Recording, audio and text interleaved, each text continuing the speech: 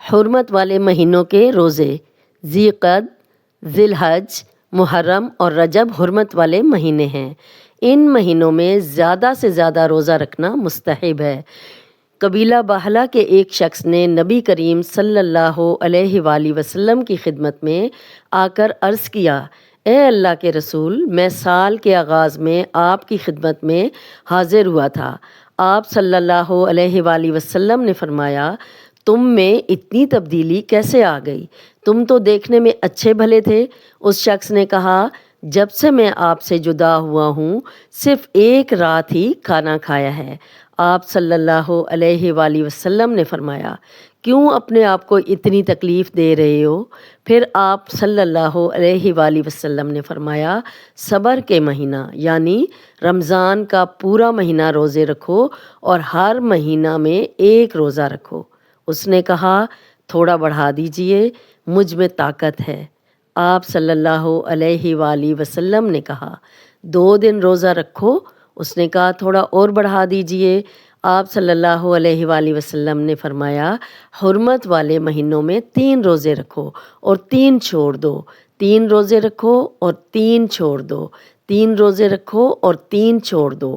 آپ اپنی 3 انگلیوں کو سمیٹتے رہے اور چھوڑتے رہے، یعنی 3 انگلیوں سے اشارہ کرتے رہے کہ 3 روزے رکھو اور 3 دن افطار کرو۔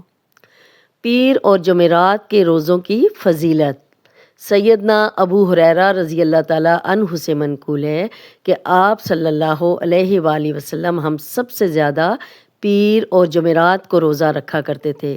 جب آپ سے اس کا سبب دریافت کیا گیا تو آپ نے فرمایا: ہر پیر اور جمعرات کو بارگاہ عزت میں اعمال پیش کیے جاتے ہیں، پھر اللہ تعالیٰ ہر مسلمان کو بخش دیتا ہے سوائے ان 2 آدمیوں کے جن کے آپس میں گفتگو نہ ہو۔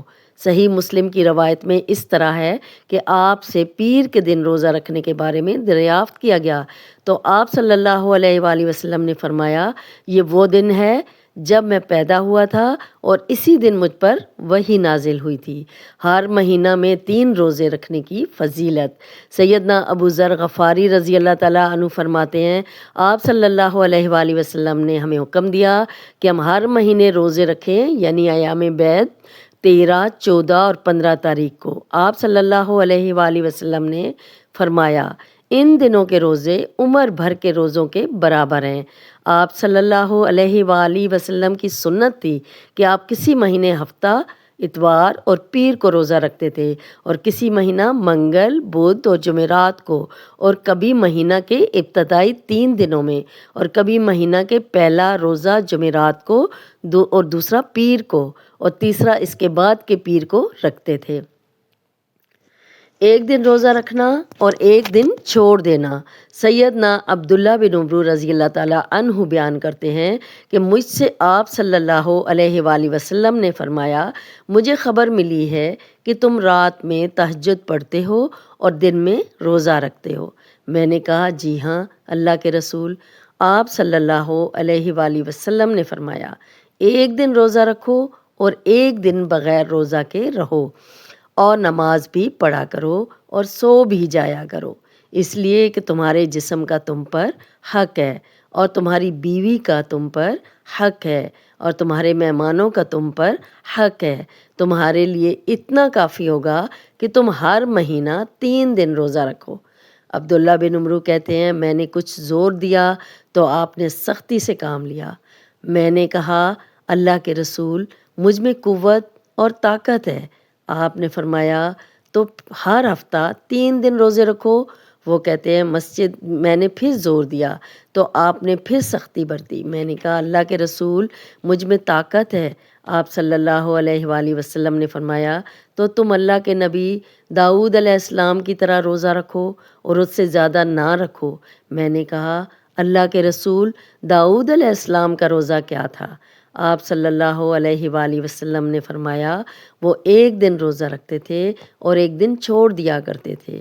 ایک دوسری روایت میں ان سے مروی ہے کہ آپ صلی اللہ علیہ وآلہ وسلم نے فرمایا: اللہ تعالیٰ کو سب سے زیادہ محبوب داؤد علیہ السلام کا روزہ ہے اور اس سے محبوب نماز داؤد علیہ السلام کی نماز ہے۔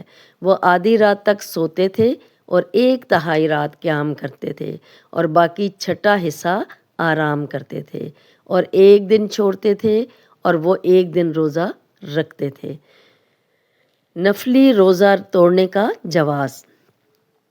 سیدنا ام ہانی رضی اللہ تعالیٰ عنہا بیان کرتی ہیں کہ فتح مکہ کے موقع پر رسول اللہ صلی اللہ علیہ وآلہ وسلم ان کے پاس آئے۔ کچھ مشروب لایا گیا، آپ نے پی کر میری طرف بڑھا دیا۔ میں نے کہا میں روزے سے ہوں۔ آپ صلی اللہ علیہ وآلہ وسلم نے فرمایا نفلی روزہ رکھنے والا خود مختار ہوتا ہے، تم چاہو تو روزہ باقی رکھو اور چاہو تو توڑ دو۔ سیدنا ابو حنیفہ رضی اللہ تعالیٰ عنہ بیان کرتے ہیں کہ آپ صلی اللہ علیہ وآلہ وسلم نے سیدنا سلمان اور سیدنا ابو درداء رضی اللہ تعالیٰ عنہ کے درمیان مباحثات کرائی۔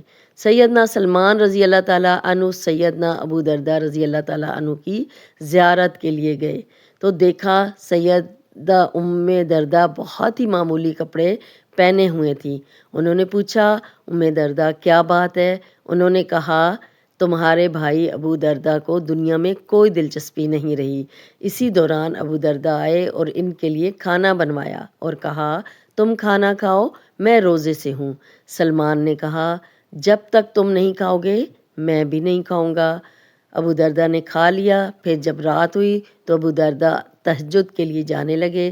سلمان نے کہا سو جاؤ تو وہ سو گئے۔ پھر ابو درداء جانے لگے۔ پھر سلمان نے کہا سو جاؤ۔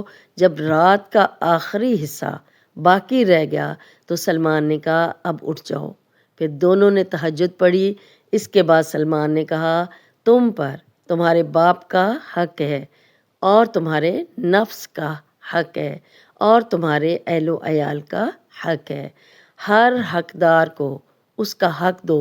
پھر ابو درداء نبی صلی اللہ علیہ وآلہ وسلم کی خدمت میں حاضر ہوئے اور اس واقعہ کا ذکر کیا تو آپ صلی اللہ علیہ وآلہ وسلم نے فرمایا سلمان نے سچ کہا۔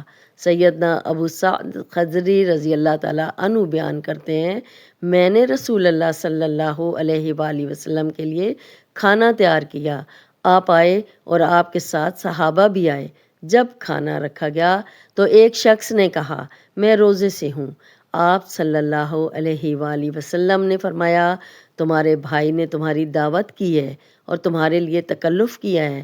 پھر آپ صلی اللہ علیہ وآلہ وسلم نے فرمایا روزہ توڑ دو اور چاہے تو اس کی جگہ دوسرے دن روزہ رکھ لو۔